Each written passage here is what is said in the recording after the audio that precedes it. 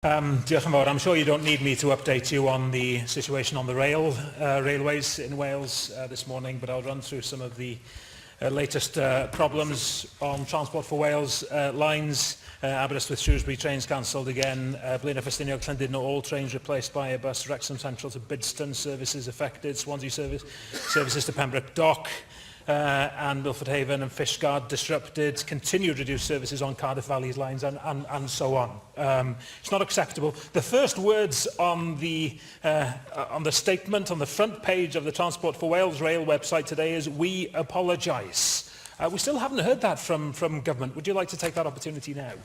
Well, TfW, as the managing and operator partner for Welsh Government, are right to apologise, but I think it also needs to be recognised that in a very short space of time, Transport for Wales have worked incredibly hard to bring a number of trains back into use. Normally, we operate at about 80% of the entire fleet. There are 127 trains in the fleet.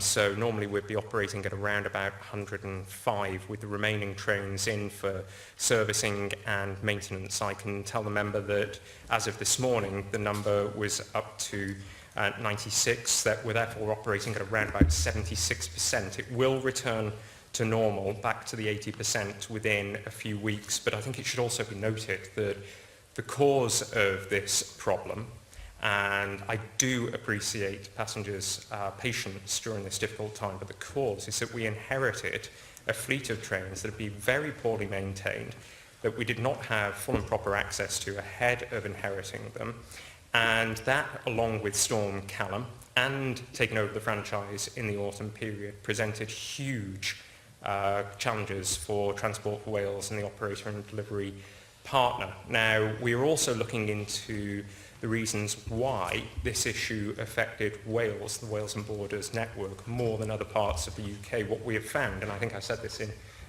the chamber last week, what we have found is that none of the rolling stock, none of the trains on our franchise are operating with wheel slide protection.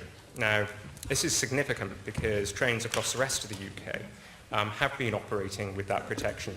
What we have now learned is that potentially the problem was worsened in Wales because in the absence of wheel slide protection and as a consequence of a decision taken in 2016 to stop, and this is across the UK, to stop applying sand to rails, it meant that traction on Welsh rail lines has been worse this autumn. So that's been another significant contributing factor.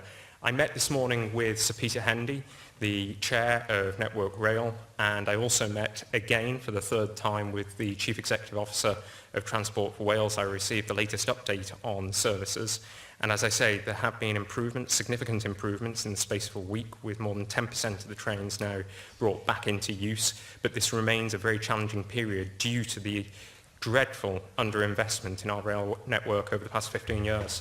Thank you very much, and we've heard that explanation, and we know that there are problems with the trains. Let me ask you this question, though. As a partner in the delivery of rail services in Wales when Arriva was the franchise holder, did Welsh Government take its eye off the ball in terms of not gauging and not monitoring properly the state of rail in Wales, if it's as bad as you now say it is?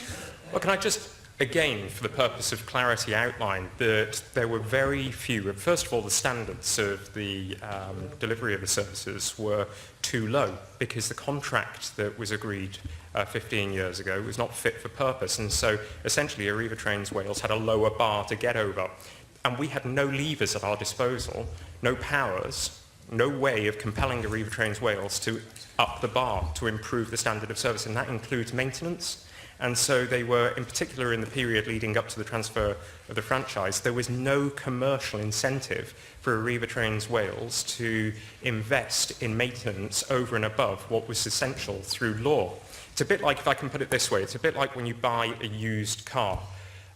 You buy a used car knowing that the previous owner may not have maintained it as well as you would like them to. And so what you do is inspect it, and you will factor into it the possibility of having to get new brakes or new tyres, but you inspect it. Now, the problem with the transfer of the franchise was that we were not given, Transport for Wales were not given full and proper access to the entire fleet to be able to gauge the condition of it.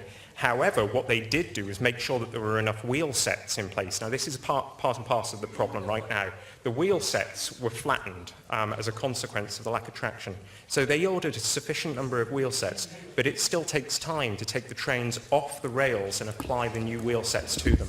Yeah, and you do provide these reasons, and I'm no rail engineer, so I can't question those details. What I can question, though, is what monitoring, what scrutiny was going on of what Arriva was doing when it was holding the franchise in Wales by Welsh Government. Will you be pursuing Arriva, for example, for the state of the trains as they were left to you as Transport for Wales? And listen, I want Transport for Wales rail to succeed. Yeah? We all want a better rail service for Wales. But can you answer this question? Were you ready for the transfer? We were ready for the transfer as much as we could be ready. But I must press again the point that the contract that's been operating for the last 15 years was a dreadful contract with a very low base and a very low bar for them to get over. We have improved the contract considerably this time around. Let me put it this way as well. Had we not proceeded with the new franchise agreement, we would have had an extension to the Arriva Trains Wales agreement. So there wouldn't have been the commitment to £800 million of new rolling stock, of new trains. There wouldn't have been the commitment of £200 million to station improvements. We wouldn't be getting new trains in the next few years, and we wouldn't be seeing the pacers removed next year. We wouldn't be seeing a huge increase in capacity in the coming years as well. Instead, what we would have had was that very low bar applied from the 2003 agreement. Monitoring did take place, and Arriva Trains Wales, based on the performance matrix, was reaching an acceptable standard, but that standard, in our view, was too low. And I am on record time and time again saying that that contract, dating back to 2003, was not fit for purpose, and now we are seeing the consequences of it. But equally, through the plans that are put in place, Transport for Wales, the operator and development partner, are addressing them at incredible speed, working 24/7 to make sure as many trains get back on the rails as possible.